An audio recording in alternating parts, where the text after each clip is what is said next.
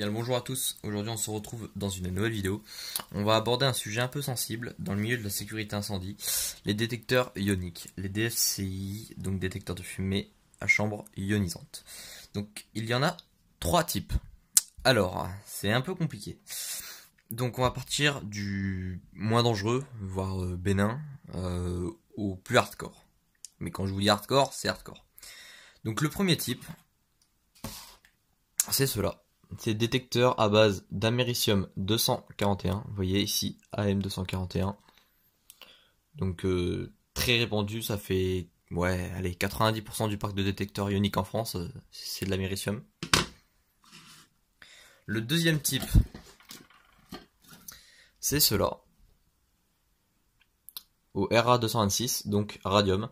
Ceux-là déjà, ils sont vraiment très rares et très peu répandus. On en trouve surtout en marine, mais sinon non, ces détecteurs, vous ne les trouverez pas.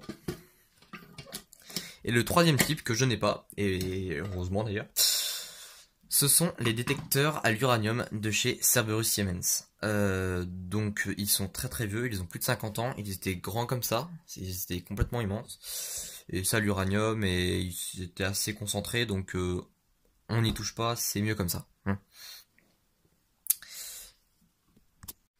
Alors maintenant, premier point, on va parler de la cessation d'activité pour la construction des détecteurs ioniques.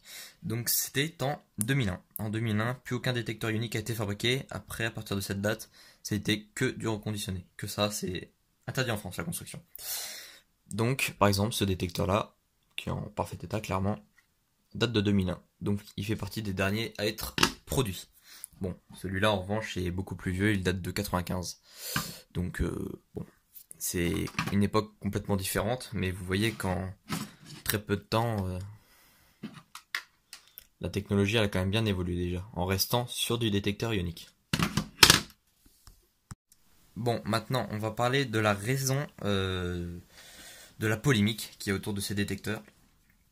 Parce que vous le savez, enfin je pense, début 2020 ou 2021, je sais plus, les détecteurs ioniques sont strictement interdits dans tous les ERP, mais strictement interdits. Donc pourquoi? Ça c'est les gens se le demandent beaucoup. Ils se disent tout simplement parce que c'est radioactif, donc potentiellement dangereux. Alors non. Non. Tout simplement parce que les doses sont tellement faibles que dans l'air déjà il y a plus de rayonnement ionisant que ça.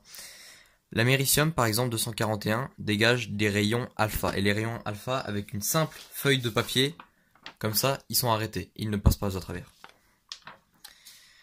Et sachant que le détecteur, déjà, en lui-même, il y a une coque plastique, il y a dans la chambre, on a, je sais pas si vous allez voir, mais il y a la chambre en aluminium. Après, il y a par-dessus le grillage anti-poussière, la coque en plastique. Enfin, déjà, il s'isole par lui-même, le détecteur. Clairement, il s'isole par lui-même. Même ce modèle-là, vous voyez, à l'intérieur, il y a encore un grillage en aluminium, donc il s'isole par lui-même. L'aluminium, déjà, arrête un rayon bêta, donc largement suffisant. D'ailleurs, ce détecteur-là, que je vous ai montré au début de vidéo, est un détecteur qui émet des rayons, justement, bêta, donc qu'on arrête avec de l'aluminium. Donc, il est dans une boîte en plomb, parce que j'ai pas de boîte en aluminium. Voilà. Donc on va revenir sur notre sujet de base parce qu'on s'est un petit peu écarté. Pourquoi la cessation? Alors tout simplement pour un coût de business, tout simplement parce que ces détecteurs là sont extrêmement fiables. J'en mets ma main coupée, dans 30 ans celui-là il marcherait encore, il n'y a pas de souci. Et les détecteurs optiques, tout simplement non. Dans 30 ans un détecteur optique d'aujourd'hui ne fonctionnera plus, ça c'est clair. Donc c'est tout simplement pour renouveler le parc de matériel incendie et refaire de l'argent sur les grosses entreprises, Siemens, Chubb, toutes les grosses entreprises que vous connaissez, quoi, ils recyclent le matériel, comme ça ils se font plus d'argent. Et après il y a des contrats de maintenance du coup qui sont re-signés, etc. Donc c'est un gros coup de business, déjà, dans un premier lieu. Et tout simplement parce que dans les mœurs françaises, le radioactif pour le civil, c'est pas bien, hormis pour la médecine. Ce qui est très con, car aux États-Unis, tous les DAF sont ioniques. Et pourtant, il n'y a pas des bébés qui naissent avec 3 bras, ou des cancers, ou des machins, des bidules. Bon, après, chaque pays fait ce qu'il veut, ça, on est d'accord, mais bon. Donc, la raison, c'est surtout un très très gros coup de communication. Voilà, voilà. C'est très triste, mais malheureusement c'est comme ça. Maintenant, on va passer à quoi ressemble une source. Donc dans ce détecteur-là, par exemple, la source, j'en ai une ici, avec son porte-source. La voilà. Le porte-source, c'est tout le truc en aluminium. Et la source, c'est la pastille qui y est au milieu. Et la source en elle-même, c'est le petit truc noir au fond. Donc on peut l'extraire en tapant au cul. Voilà. Donc ce que je fais là de manipuler ce genre de choses, il n'y a strictement aucun risque. Je vous dis, regardez. Je prends une feuille de papier. Je le mets comme ça. Vous voyez, elle est là, la source. Je la mets en dessous. Il n'y a aucun rayonnement qui passe. Et là, sachant que je suis à une certaine distance de la caméra et qu'il y a la caméra entre moi, le trépied en aluminium, etc., les rayons sont largement arrêtés. Hein. Donc pour information, l'américium 241, que voilà, a une durée de vie de 432 ans et un numéro atomique de 95, si je ne dis pas de bêtises. Donc voilà une source. Donc je vous conseille quand même, si vous avez des détecteurs ioniques chez vous, en tant que passionné ou autre, ne les gardez pas.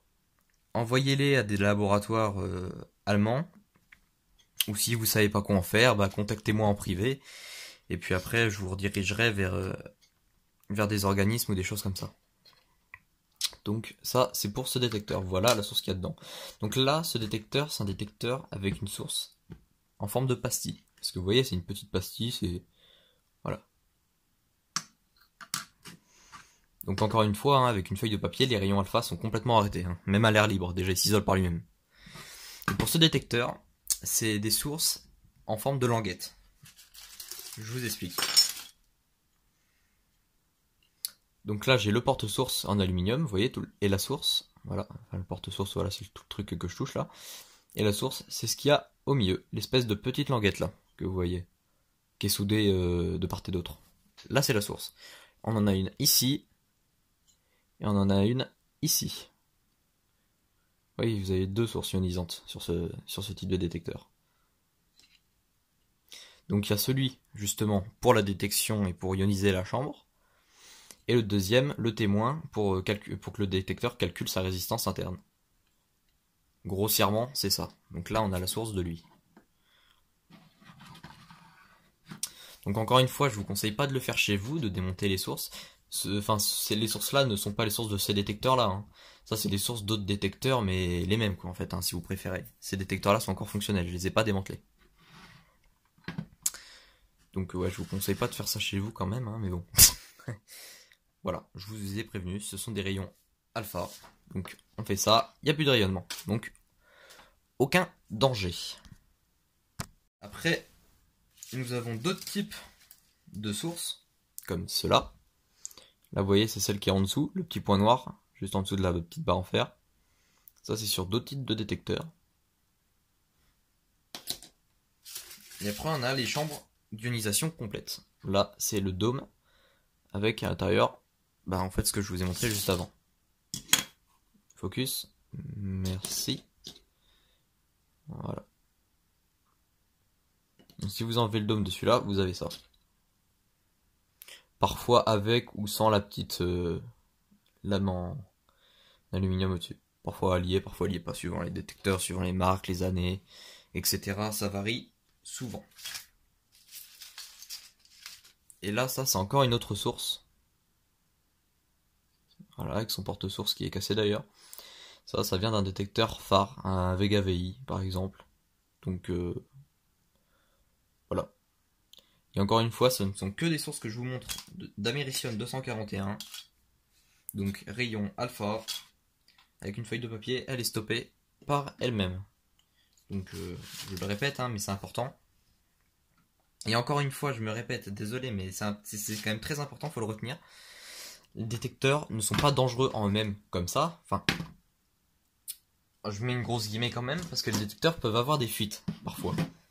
Les détecteurs, si la source est endommagée ou autre, il peut avoir une fuite et avoir, comment je peux vous dire, une dégradation prématurée de la source. Donc elle émet plus de rayonnement et plus fort. Là c'est compliqué, et pour le savoir, ça faut un compteur Geiger-Müller, qui contient d'ailleurs de l'américium 241, juste à l'arrière dans un espèce de canon, et c'est le canon témoin pour stabiliser le compteur Geiger. Vous savez, sur un multimètre électrique, vous avez un fusible pour le protéger, Et là, pour que le compteur Gégère lui calcule sa résistance de base, il y a une source d'américium. Et pourtant, le compteur Gégère, tout le monde le tient dans les mains. Donc vous voyez, ça vous donne un ordre d'idée. Et la source est encore plus faible que le détecteur d'ailleurs. Donc ouais, il faut un compteur Gégère pour calculer la dégradation de chaque détecteur qu'on récupère.